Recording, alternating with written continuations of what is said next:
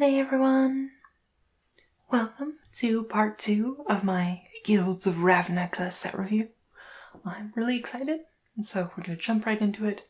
If you want a more detailed explanation of how I'm doing the set review, which is mostly for limited, check out the first video talking about blue and white, or white and blue if you prefer the proper Wooburg order. I don't know why I said blue and white, but yeah.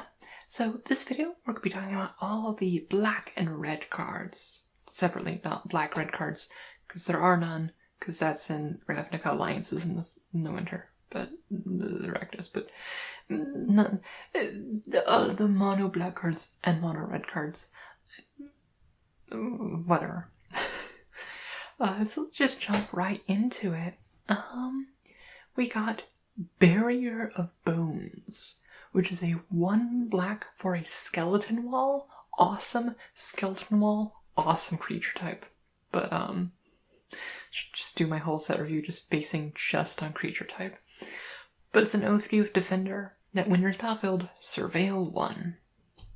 So surveilling is nice, but that said, an 0/3 defender, like, it's not bad, and it gives you some of, like, part of a card back with Surveil.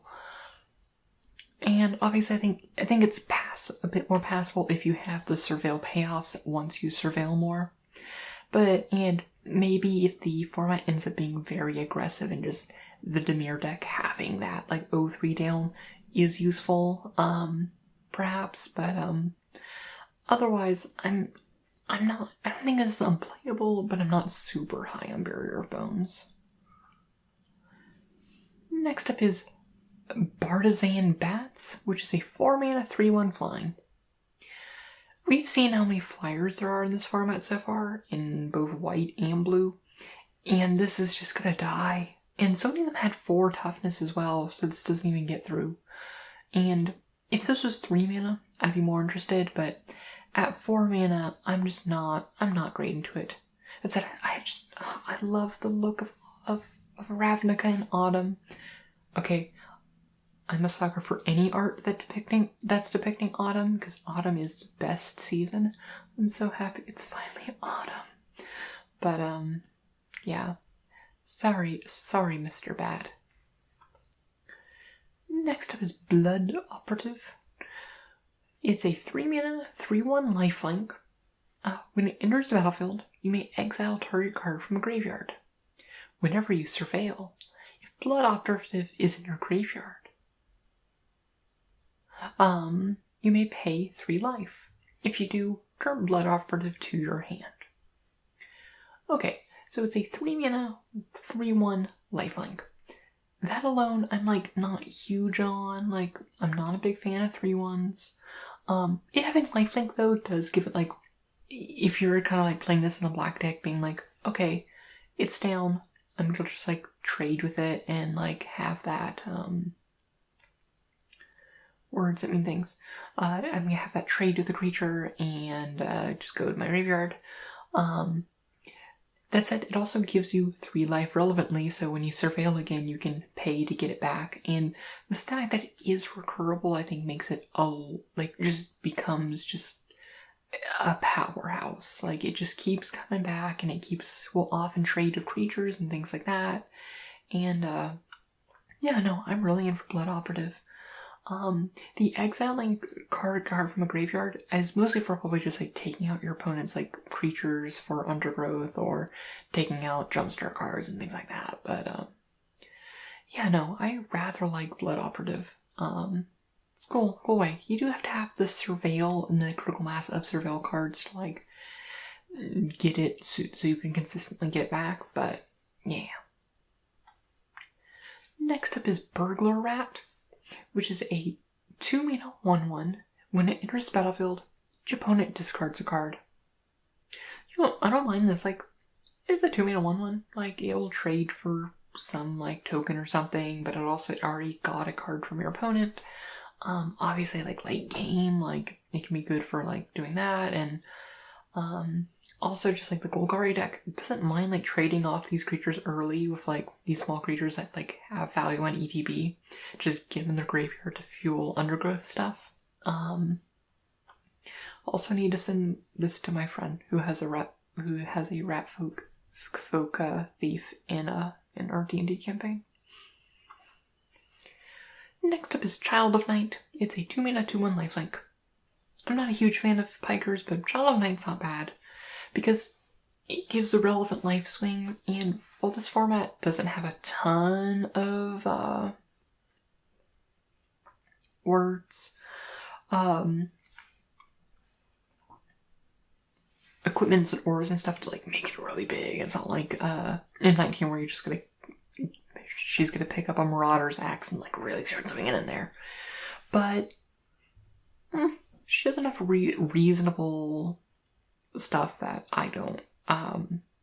As a 2-drop, you can do worse if you're 2 drops. Alright. Creeping Chill, which is a 4-mana sorcery that deals 3 damage to each opponent and you gain 3 life. When it is put into your graveyard from your library, you may exile it. If you do, it deals 3 damage to each opponent and you gain 3 life. Obviously the idea is that you can surveil this and like you can choose like drain everyone instead. I think this is terrible. You never want to cast this. A 4-mana drain 3 is not something you want to card on. And you need a lot of surveil to just guarantee that you don't draw this. And even then the payoff isn't that great, so I am not big on Creeping Chill. It requires way too much setup for too little bang for your buck, and you really don't want to have a card in your deck that under no circumstances do you want to draw. That's just not a good place to be in for your... Okay, it's unlimited. I understand that like if you're playing like some reanimator deck or something, then maybe you might not want to like draw your Emrakul or whatever, your Grizzlebrand, but yeah. Next up is Deadweight, which is just 1 in a black for enchant creature. It gets -2/-2. Every format it showed up in, aka Innistrad, Shadows from Innistrad, and now in here. It's a great card. It does so much. Like, it kills small creatures, it can just neuter larger ones, and it's Deadweight. It's just one of your cheap, great, efficient removal spells. Next up is Deadly Visit, which is a 5-mana sorcery. This is the black 5-mana sorcery or 5-mana kill spell that is in almost every format. This one's destroy target creature, surveil 2. I rather like this one. Surveilling 2 is almost a card. Like Scry 2.5 is often usually like the number cited to be like equivalent to drawing a card, and sure it's still the 5-mana destroy a creature spell, but those are good and limited, and you'll run them, and this one isn't a bad one, so, and it has relevant other effects and stuff that go with themes and things, so you'll play them. It's a good removal spell. Next up is Doom Whisperer, which is a 5-mana, 6/6 flying trample. No downside. There's only upside from here. 5-mana, 6/6 flying trample. Okay. It's terrible. Never play this. Nightmare Demon, such an unoriginal, like, kind of like text. Come on. But no, this is really good. And you can pay 2 life to surveil 2. Honestly, unless you're like getting like specific benefits from surveilling, I would avoid using the pay 2 life. Like, this isn't pay a life, draw a card. Like, this is paying 2 life to draw, not get less than a card. So unless you like specifically need to dig for an answer, I wouldn't use its ability too much, and mostly just rely on the fact that it's a 5-mana 6/6 flying trample. Alrighty, we got a 5-mana alazhar of Lights, which is a 5-mana 4/5. 5-mana 5/5s aren't bad. Like, I'll take them, and 4-mana 5/5 or 4/5 isn't that bad. I mean, it's fine. Like, if you need a 5-drop to just fill out your curve, you could do worse. It's nothing special, but it looks cool. But yeah. It's a vanilla 4/5. Next up is Gruesome Menagerie, which is a 5-mana sorcery. Choose a creature card with converted mana cost 1 in your graveyard, then do the same with converted mana costs 2 and 3. Return those cards to the battlefield. I think this is okay. Like, you do have to have enough, like, if you were to just get a 2 and 3 dropping, it's fine. You're not going to be running that many 1-mana creatures in limited. So I think this is fine. It's not great. This is by no means no Rise from the Grave or anything like that. Like, it's fine. Like, obviously it has benefits like, oh, you can surveil things in your graveyard and other self-mill stuff, but it's like, even then, it's fine. It's like you're getting 5 mana worth. Like, if you ignore the 1 mana, you're getting 5 mana worth of creatures. That I guess you kind of draw a card in that sense, but at that point, the benefit of a 2-drop isn't as great by the time you have 5 mana, and it's fine. Hired Poisoner. It is a 1-mana 1/1 with Death Touch. I'm in. I like 1-mana 1/1 Death Touchers. Everyone likes whatchamacallit? Plague Rats? Yeah, Plague Rats. Yeah, no, it seems fine. Like, obviously it's like it blocks any like big dumb Selesnya creature or big dumb Golgari creature. I mean, those are the main 2 things in this set that have big dumb things, but yeah, no, it's not bad. I could see maybe taking out against a deck that is like very much like small evasive creatures where it doesn't like trade off as like advantageously, but the fact that just like this is a 1-mana creature that trades off with anything is real nice. Next up is Crawl Swarm. It is a 5-mana 4/1 flyer. You may pay 2 and a black to discard a creature card, return it from your graveyard to your hand. I'm not big on this. Like, its stats, 5-mana 4/1. Okay, sure, like, it can push through damage, but it is... You both have to discard a creature card, which, like, I guess if you have, like, a 2-drop, like, this might be better than that. But it is, like, 8 mana to cycle through this. You're not probably doing this in 1 turn, so it's not like you're just, like, laying down, like, the pressure on them. Like, you're getting a lot of time before this is swinging in again. So, I'm not huge on Crawl Swarm. It's okay, but nothing great. No, I actually think it's bad. I think it's actively bad. Like, maybe if your opponent has a lot of flyers, you might sideboard it in as a kind of like a repeatable way to like trade off of them, but even then it's just like, eh. Next up is Lotleth Giant. This is their first Undergrowth card. It is a 7-mana 6/5. And when it enters the battlefield, it deals 1 damage to target opponent for each creature card in your graveyard.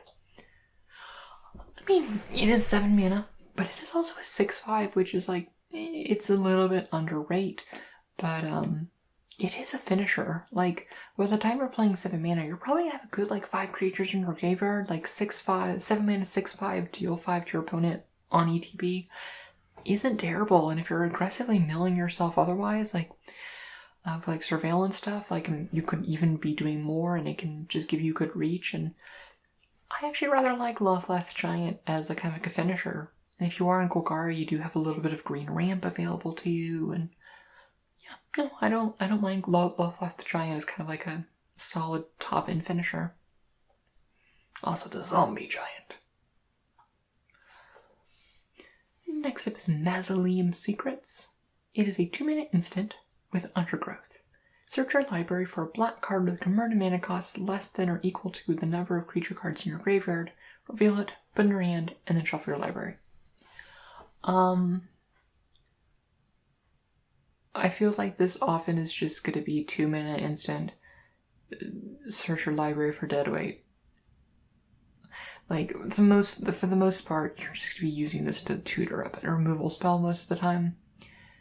And, like, granted, this doesn't have the downsides of, like, Diabolic Tutor and stuff like that, where it's like 4 mana and things like that. It is instant, and things like that, but at the same time, it's still, like, it's very narrow. The fact that it only grabs black cards, you do have to have your, like, graveyard set up in such a way. But, like, if you have something like a bomb in your library that, like, you want to grab, it was probably worthwhile. It might be worthwhile.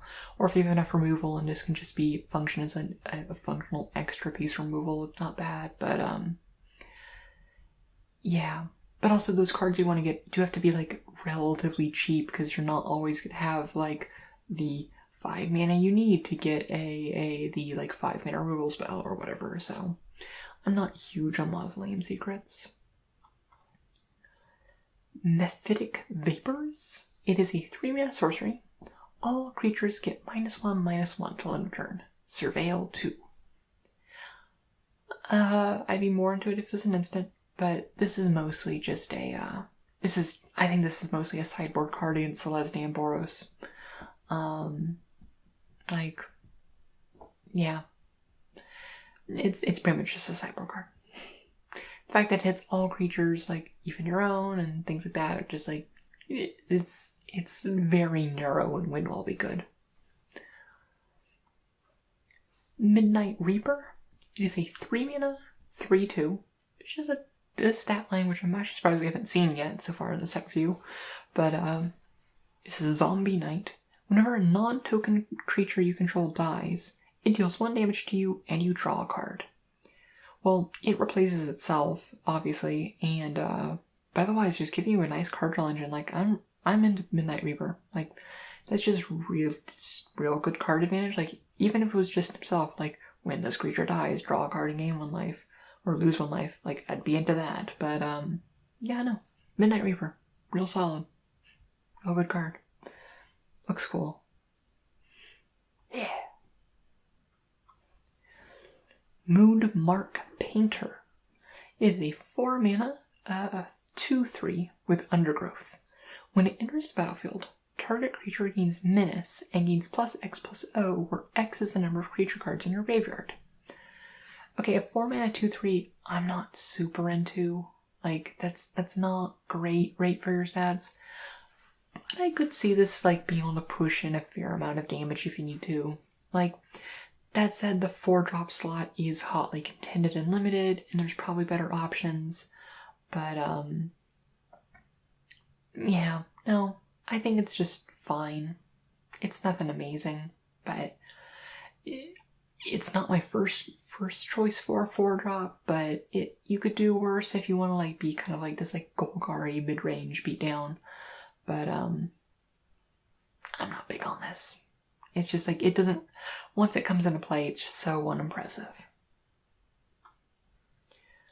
Next up is Necrotic Wound, which is 1 mana, 1 black for an instant. Target creature gets -X/-X until end of turn, where X is the number of creature cards in your graveyard. If that creature would die this turn, exile it instead. Yeah, this is a really good card. Like, early game, it will end up being kind of like a dead weight, and then late game it will just, like, kill anything. It's also an instant, so you can run it as a combat trick if you need to. This is just one of Black's, like, this is Black's premium removal spell, I think, in the set. So, and the fact that it also exiles it is, like, nice and relevant, and yeah, I rather like Necrotic Wound. Never Happened.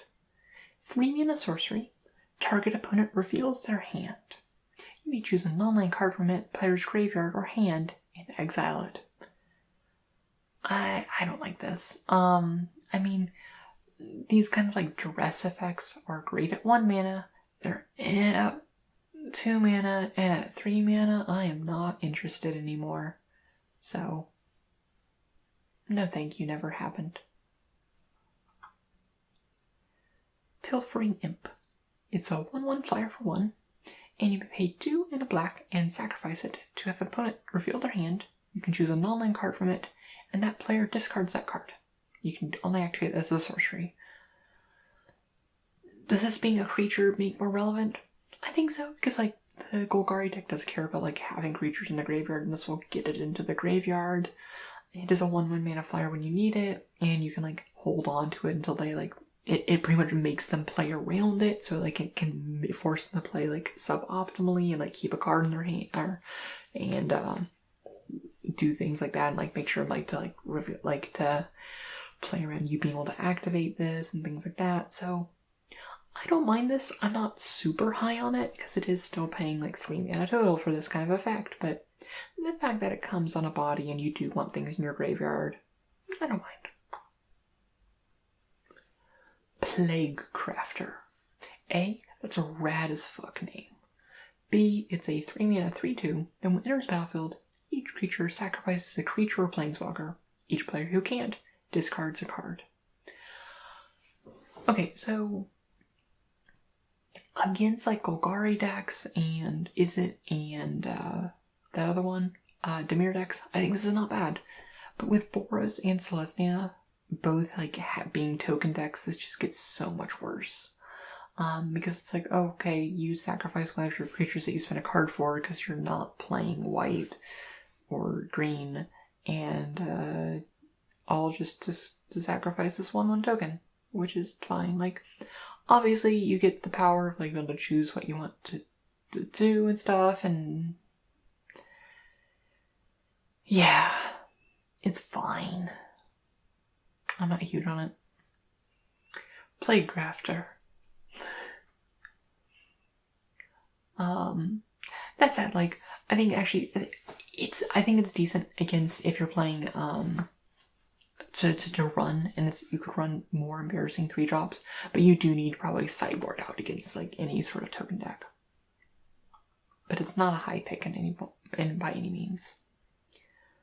Next up is Price of Fame, which is a 4 mana instant, which costs 2 less if it targets a legendary creature, which won't often come up, but this effect you're happy paying for 4 mana for, but if you can pay 2 mana for it, yeah. But it's just destroy target creature, Surveil 2. I mean, 4 mana, destroy target creature, Surveil 2 with upside if it's legendary. I like it. I like it a lot. It's just really solid removal. There's not much to say. Ritual of Soot. It is a 4 mana sorcery. Destroy all creatures with converted mana costs 3 or less. It's a board wipe, and it's a board wipe I don't mind. It will just wreck any sort of token strategy. Obviously, board wipes are useful because you get to play around them. Unfortunately, this one's like you don't get to play around them that much because it's like usually it's like, oh, I'll wait to play my big creatures, and things like that, so it doesn't get hit by the board wipe. But this board wipe doesn't hit them anyway. I think it's definitely like one of those ones that you'll run and you'll be happy with. But if you're playing against any sort of like big Golgari deck or something, you might sideboard out where like their relevant threats aren't the big stuff. But this will just, against any sort of like go wide Selesnya deck, this is just gonna be like, oh no, now all my stuff is dead. How could you? Curse you, Golgari. Frasca, why do you have to be so hot? I mean, killing all my creatures. And super hot. I'm not gay. Severed Strands. It is a 2 mana sorcery. Essential cost to cast a spell, sacrifice a creature. You gain life equal to the sacrificed creature's toughness. Destroy target creature and opponent controls. So it's kind of like a Bone Splinters-like effects, which is like fine. Like you get to like trade your worst creature for their best one. This is by no means premium removal, but I'm not unhappy running it. I'd like it more if it was instant speed, but it's fine. The life gain can be relevant against like if things get too aggro in the format and things like that. So yeah, no, I think it's fine. Like, unfortunately, you're not like in a token deck in this color, so. Spinal Centipede, which is a 3 mana 3/2. and when it dies, you get to put a +1/+1 counter to creature control. Yeah, for the most part, like, I'm not unhappy running 3 mana 3/2s, and this comes as a 4/3s worth of stats. So, I like it. Things I dislike about this card, I hate bugs. Ugh. Ugh. But no, it's just a really good, it's like a solid rate 3-drop. Undercity Necrolisk, which sounds awesome. It's a 4 mana 3/3, and pay 1 to sacrifice another creature. To put a +1/+1 counter on it, and it gains menace, but only activate that ability as a sorcery. If it wasn't as a sorcery, I'd be more interested. And I could see this like getting in for a lot of damage, but the fact that like neither of the colors that black is paired with is like really good at making tokens. Like there's a little bit in green, but not a ton. Makes me like you're having to sacrifice real creatures, and there's really no like common or uncommon like recurring creatures. There's no reassembling skeletons of the format. So yeah, I'm not huge on Undercity Necrolisk. Like it getting menace I think is relevant, and like it can be real hard to block, but the fact they have to do this at sorcery speed just makes me so jealous. Like this is no Cavern Harpy in M19. Next up is Veiled Shade, which is a 3 mana 2/2 that you can pay 1 under black to give it +1/+1 till end of turn. This isn't good, but I think it's passable. Like it can trade up if you want to spend the mana to. Also, it looks cool, like the whole like veil and everything and things like that. But yeah, no, it's fine, but it's not great. You do have to pay a lot of mana to like make it trade with something if you need to, but I mean, it does have a nice point of like threat of activation, and that's some relevant benefit. Vicious Rumors. It is a 1 mana sorcery that it deals 1 damage to each opponent. Each opponent discards a card and puts the top card of their library into their graveyard. You gain 1 life. Okay, so it deals 1 damage to them. They mill 1, which the milling 1 is actually good for them in this format. Like, all like 3 out of the 4 or 5 guilds kind of want things in their graveyard. You're trading your mediocre, like bad card for their worst card. The life gain is negligible. This is bad. This is bad. Don't play this. This is bad. Like maybe if you like wait until like, oh, they only have 1 card in hand, now I got him, but it's not even that great then. Next up is Whispering Snitch. It's a 2 mana 1/3, and whenever you surveil for the first time each turn, he drains your opponent for 1. I don't mind this, like it's a good surveil payoff. You're not likely to be surveilling more than once per turn anyway. But yeah, no, it's 2 mana 1/3. And I feel like nothing in the set really warrants the first time except for that 1 demon that you can pay 2 life to surveil. And I feel like that's like the one combo that line of text was meant to stop, was like being like, oh, I pay 2 life, I drain you for 1, so I like, we each are losing 1 life in each exchange, and like, you just gotta make sure you have more life than they could just like surveil them out until they're dead. But and like that's why that's there, otherwise it would be like just a busted combo. But you know, I don't mind Whispering Snitch. It's real solid. Like 2 mana 1/3 is fine. If you get to drain just only a couple times with this guy, I think you've gotten your money's worth out of him, and any more after that is just gravy. Blocks tokens well. Alright, well, that is black, and now we're moving on to red.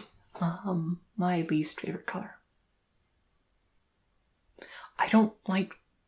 It's too fast. I'm a mid-range player. Like, I like turning things sideways, but I want them to be big and have trample. But yeah. But we're just going to start with Arc-Light Phoenix. It's a 4-mana 3/2 with flying and haste. And at the beginning of combat your turn, if you've cast 3 or more instant or sorcery spells, return it from your graveyard to the battlefield. Okay, 4-mana 3/2 flying haste. You know what? I'm into that. I don't think that's bad. That's not bad at all. Like all Phoenixes, it has a clause to return to the battlefield. And in limited, casting 3 instant or sorcery spells is a tall order. Like, it's not like you're playing Constructed where you can just be like, okay, Opt, Shock, what else is in standard right now?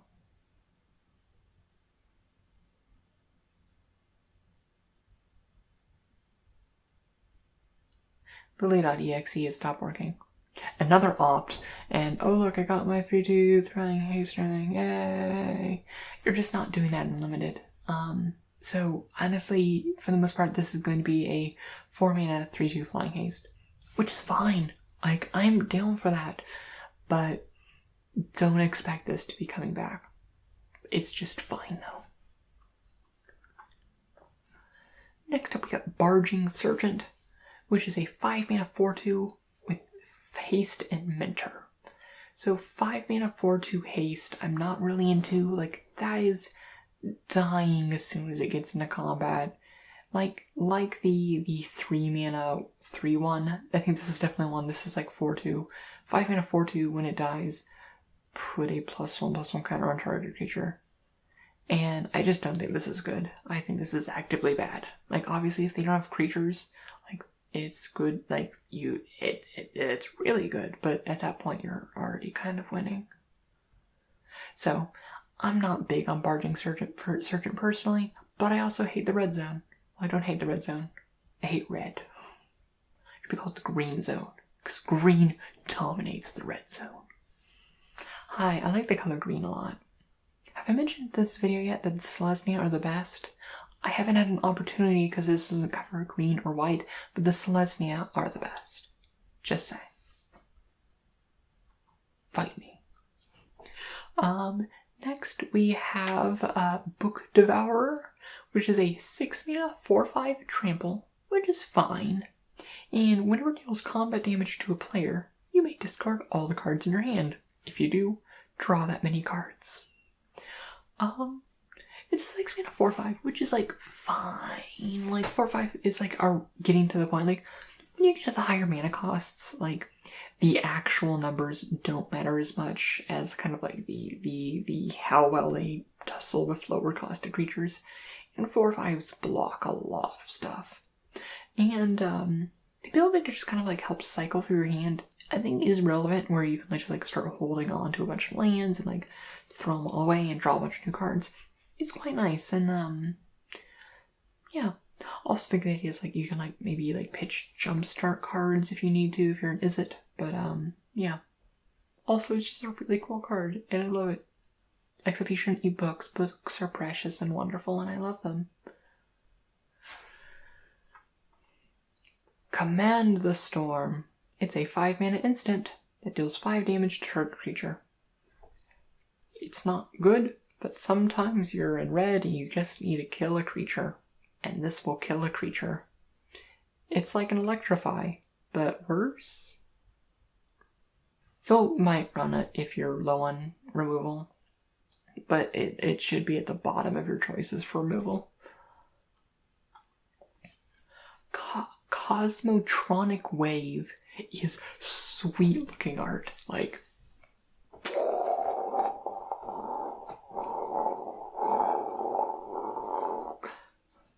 hi, I'm Liliaron, and I provide great art analysis. But it is a 4-mana sorcery that deals 1 damage to each creature your opponents control.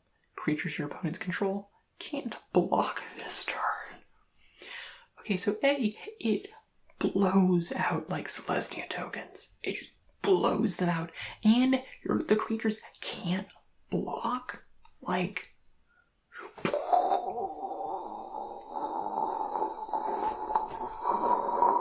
I mean, this is just obviously just like a great finisher for any sort of like aggressive like Boros deck. even though it's more of like an is it looking thing. I guess like is it could use as a finisher, but like the deal is like you just like go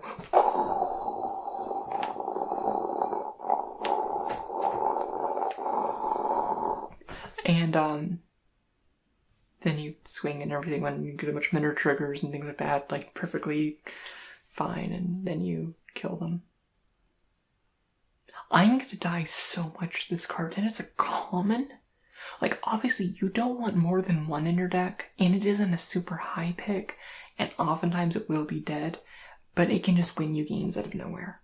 And it's on the defense, like, it's okay on the defense, like, it does, like, but, like, killing any X1s is relevant against the sideboard, and, if you're not super aggressive, I could see this as, like, a sideboard card. There's a lot of token hate in this set. There's just a lot of token hate in standard right now between like Chain Whirler and Plague Mare and this one and the other ones, and it's gross. Just let our Celestia players be. Alrighty, next up is Direct Current. It is a 3-mana sorcery. It deals 2 damage to any target and it has Jumpstart. I mean, it's kind of expensive, but the fact that you get to kind of like shock twice, I think kind of gets around it. I don't think it's great removal, but and it also goes face. But it's fine. It's just fine. Yeah. Electrostatic Field. It is a 2-mana 0/4 with a defender, and whenever you cast an instant or sorcery spell, it deals 1 damage to each opponent. I mean, obviously, like I said in past videos, like, if this format ends up being, like, a very aggressive, like, kind of, like, aggro, like, Boros deck, like, if that shapes the format too much, like, things like this where, like, these 2 drops that will stop early aggro will become a lot more relevant. And this is, like, a wall that will also do incidental damage, and actually, like, if this can rack up, like, even, like, 3 points of damage, I think you've gotten your money's worth out of this. And if you're in any sort of proper Izzet deck, you probably shouldn't have any problem, like, getting that done. So, obviously, like, also if you get multiple of these out, then it starts really, like, kind of spiraling out of control. But, no 4 will stop a fair amount of stuff in the early game. Next up is Erratic Colossus. Or not Cyclops, which is a Cyclops shaman. Another just awesome creature type. But it is a 4-mana 0/8 trample. Whenever you cast an instant source spell, it gets +X/+O until end of turn, where X is that spell's converted mana cost. So whenever you have an instant sorcery, you can like swing in and like do whatever. But honestly, this guy's powers, like, he can swing in when you want to have like a big like round or something. Like, for example, when you go and it becomes a 4/8, and then obviously any other spells you cast can do it. Like if you go twice, it gets better. But I'll stop doing that now. Yeah, no, but just like, also this just blocks everything. Like everything except like the big stuff, like the Celestia stuff that's like been pumped up, but like that's 8 toughness. Yeah. Like, I don't think it's actually that great offensively. Like, it does require very specific things, like, make it work. But the fact that it just, like, it's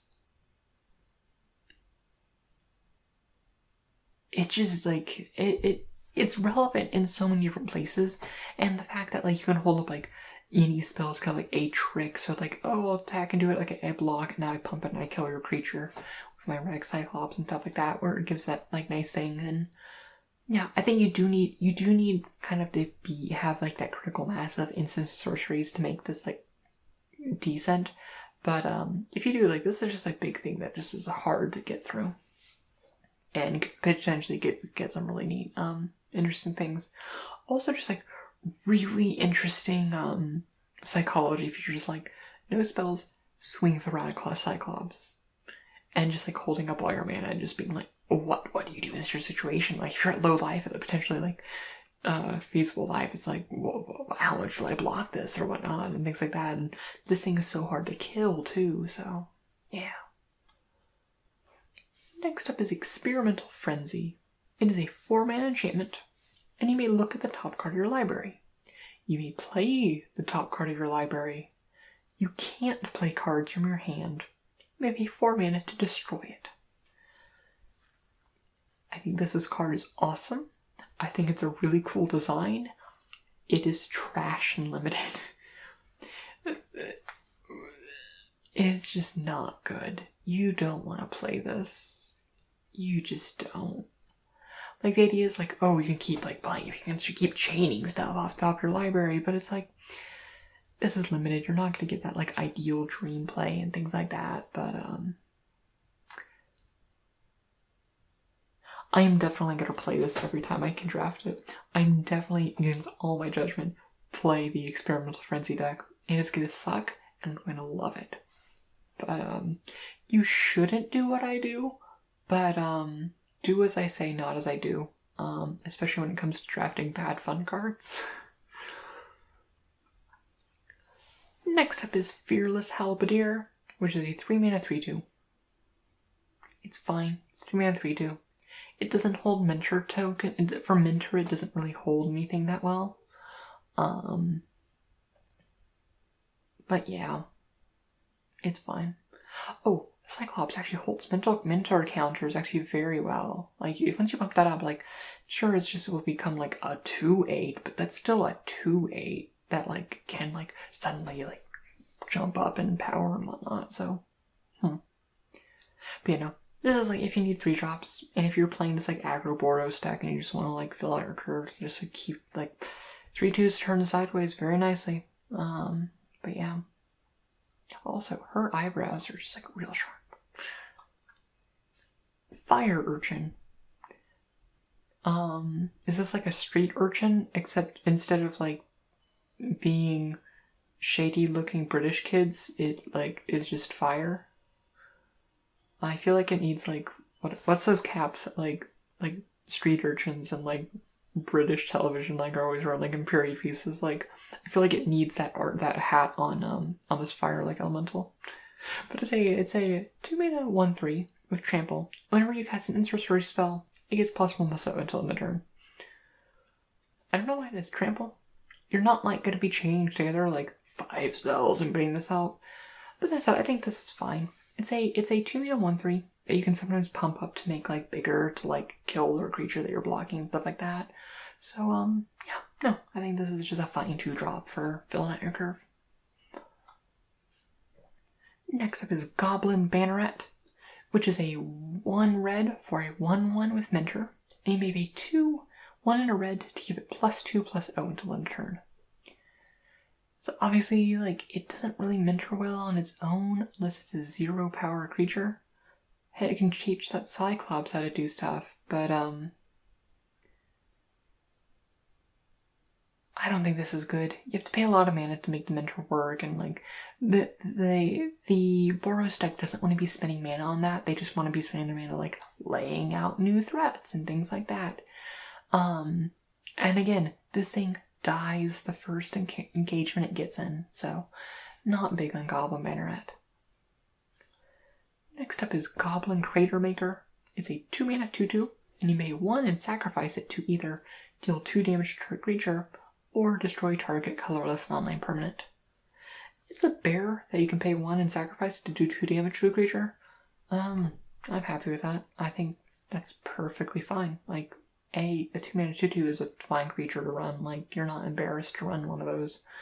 And if you can have it blow up something, that's also fine. Or if they just randomly have an artifact that cares about. Or Ugin. This guy just runs up to Ugin and just blows himself up. Ugin can't do anything about it.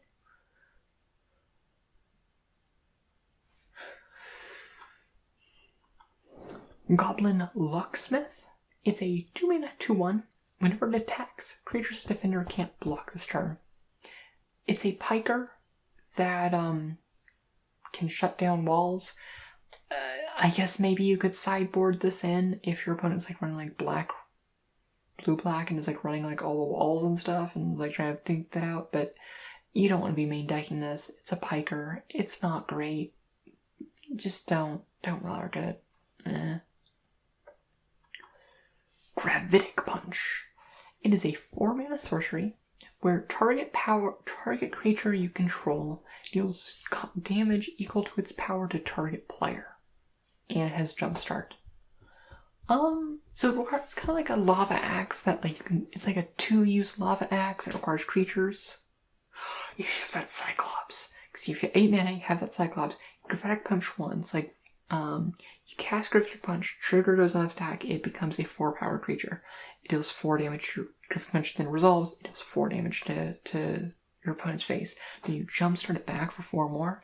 Okay, your Cyclops is now an 8-power creature and does 12 to their face, and then you can swing in with a 8/8 trample to finish them off. I just broke Cyclops.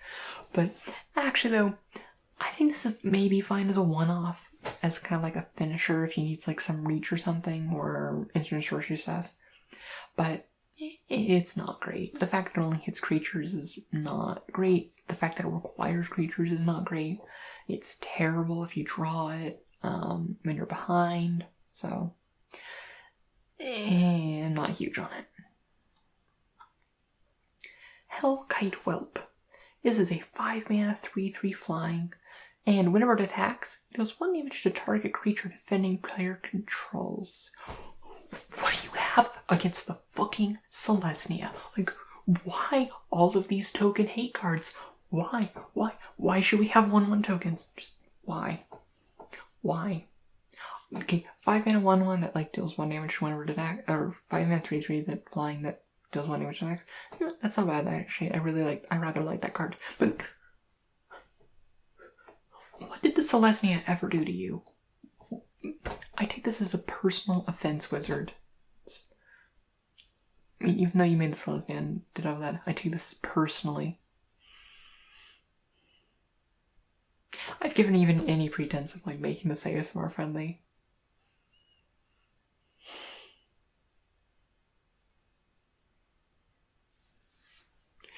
I just want to make a stupid number of tokens. But yeah, no, this is fine. Escapable Blaze. It is a 6-mana instant that can't be countered. It deals 6 damage to any target. I rather like this. Like, the fact that like the other one that like does like 5, it was a 5-mana 5 damage to any creature. Like, that's fine. But like this one, it's an instant and can also go face. I like that. Like this one is like real nice. That like the fact that it can go face, I think, really improves its viability. So yeah, no, I really like it. Also, great flavor text. The Izzet are blamed for every little disaster, which is unfair because we only cause most of them. Yeah. Yeah, this is a beating. Lava Coil. It is a 2-mana sorcery that deals 4 damage to our creature. If the creature would die this turn, exile it instead. Now this is like some real nice premium red removal. Like, it's not instant, but like they don't kill a lot of stuff for just 2 mana. So, yeah. Lava Coil. Next was Legion Warboss. It's a 3-mana 2/2 with Mentor. And at the beginning of combat on your turn, create a 1/1 creature token. That token gains haste until end of turn and attacks this combat if able. So it's a 3-mana 2/2 that makes a new guy. It has Mentor, it can attack in. So essentially every like when it comes in, like it started like attacking with 2/2s and things like that. And no, this is just real solid. Like, it makes nice tokens, it can pump them up. It has a real cool helmet. Yeah, I rather like Legion Warboss. It's cool. Good goblin friends.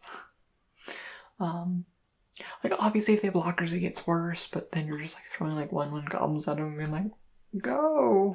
While the rest of your army is just sitting back. It's like, maybe we shouldn't be sending these endless goblins to their death. But I mean, this is just a good card. Like, Maniacal Rage.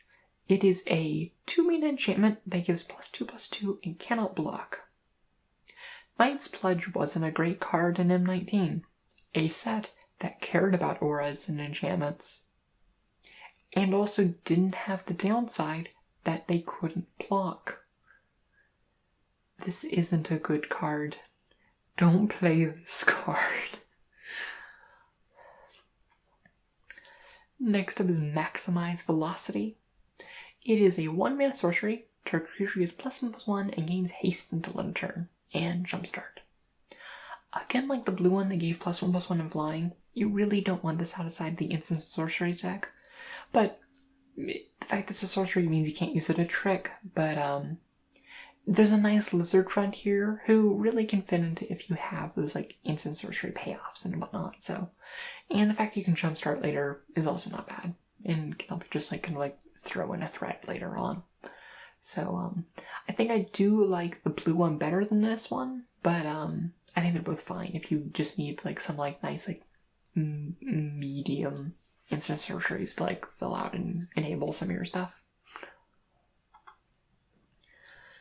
Next up is Ornery Goblin, which is a 2-mana 2/1, and whenever it blocks or becomes blocked by a creature, it deals 1 damage to that creature. So this is a Piker that kind of gets around one of like the main issues of Pikers, where it's like, oh, I just block with my 1/1 soldier, but like that one kills that soldier before I can even like do that.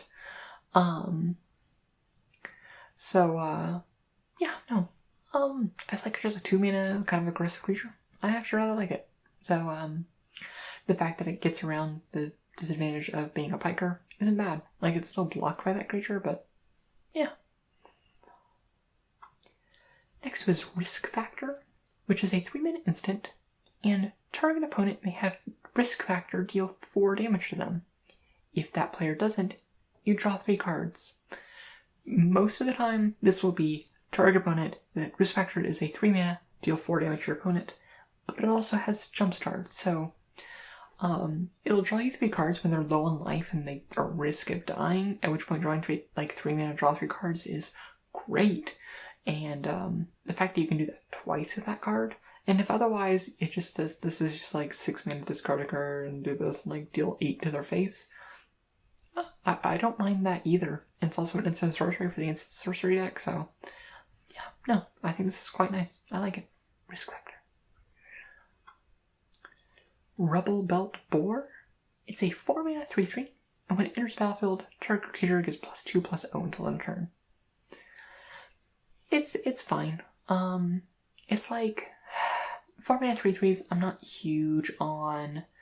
Like, Hill Giants aren't great. We have better creatures nowadays, but if you are paying this beat down, you want in it does like buff something up to like get in, but again, you have better options for 4 drops.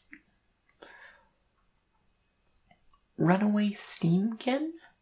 It is a 2-mana 1/1, and whenever you cast a red spell, if Runaway Steamkin has fewer than 3 with +1/+1 counters on it, put a +1/+1 counter on it. And you remove 3 +1/+1 counters on it to add red. So it can like ramp you once you've actually had enough stuff, although I don't think that's super useful because by the time you have 3 counters on it, you probably are close to the top, but like that's there if you need to. So it's like a 2-mana creature that will like over the course of the next 3 turns, assuming you're playing red or like red-white or red-blue spells, will become 4/4. I don't mind this, but I think this is a fine 2-drop. I don't think it's anything amazing, and it's nothing to go out of your way for. I think it's just fine. I think it's cool. I think it's a neat design, though, but so, yeah. Smelt Ward Minotaur. It is a 3-mana 2/3, and whenever you cast an instant sorcery spell, target creature an opponent controls cannot block this turn. Oh, I'm in for this. In both the Izzet and Boros decks. Like, in the Boros decks, this is a 2-mana 2/3. 2 manas like are a lot 2 powers are a lot easier to like mentor up. and you have this become a 3/4, and the instant sorcery to like push your guys is really good. And it is a deck where you may be casting multiple instant sorceries and like be able to push through your fewer creatures and things like that. This is like one of the better like red 3-drops I think there is. So I'm real into Smelt World Minotaur. Also nice, more Minotaurs. Get Minotaur tribal more fleshed out. Next up is Street Riot. It's a 5-mana enchantment, which says, as long as it's your turn, creatures you control have +1/+0 and have trample. I don't think this is good. I mean, I'm always a fan of 4 and 5 mana enchantments that do nothing to affect the board state. I mean, this does kind of affect the board state, but not in a super meaningful manner. But I don't think it's that good. It's so expensive for such a little effect. And yeah. No, I'm not big on Street Riot. Sure Strike is a 2-mana instant. Target creature gets +3/+0 and gains first strike until end of turn. Sure Strike is Sure Strike. It's a real solid combat trick that you're happy to run. It's 2 mana, which I prefer my stuff to be 1 mana, but it's hard to lose a combat with Sure Strike, assuming they don't have like a responsive, like a bounce spell. Just like, ugh. Torch Carrier. It is a 1 mana, 1/1 with haste, and you may sacrifice it to give another creature haste. I don't think this is good. The things like Goblin Motivator that could tap to give someone haste were always like mediocre, and this one is even worse.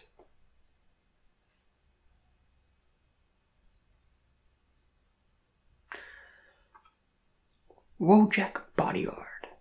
It is a 3 mana 3/3 with Mentor, and it cannot attack or block alone. Okay, the not attacking or blocking alone is a downside, but a 3 mana 3/3 with Mentor I think is just enough of like just like real solid body. And if you're playing Boros, you shouldn't have an issue kind of like having other creatures out. Yeah, no, I really like that. It's just a good body with Mentor and relevant stuff, and you're honestly in trouble in general if you only have 1 creature in Boros. So yeah, no, I quite like it. And that is it for this video. Red seems solid even though it's not my favorite color, and black, it's doing black things. So yeah. Well, next episode we'll be talking about green and all the artifacts before going into the videos talking about the actual gold cards and everything. So that'll be about it for this video. And I hope you all have a wonderful night. And just one more time.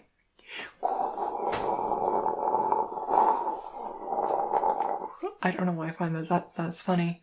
It's probably because I've been recording for 2 hours now. Because did you know that magic sets are really large? I'm only a third of the way through too. But yeah. Well, I hope you have a wonderful night, and may your stories smile upon you.